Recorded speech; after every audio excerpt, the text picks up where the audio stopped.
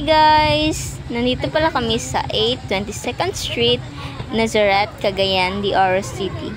Ito pala ang pinakapatok na cafe dito sa Cagayan de Oro guys, ang The Lone Wolf Cafe. Sa labas pa lang guys is parang may tindahan siya guys, pero pagpasok natin guys is isa pala siyang coffee shop. Pinagbuksan ako ni Kuya Guard.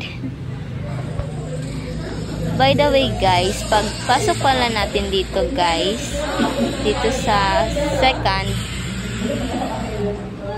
dito pala tayo mag-order guys. Ayan, dyan tayo mag-order guys. Tapos dun sa kabila guys, dun natin i-receive yung order natin. Like sample, coffee, tea, or iced tea. May mga chocolate din sila dito, mga sweets. Kung gusto yung bumili ng mga cupcakes or cakes.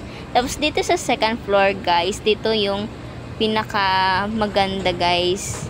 Kasi malamig dito. Malamig dito guys. Tapos viewing din siya guys. Ayan, dito pala guys is may aircon dito. Aside. Ayan. Dito yung ibig kong sabihin sa inyo guys.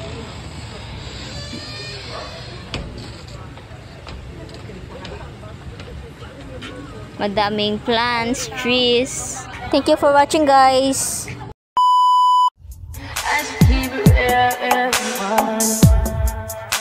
High volume.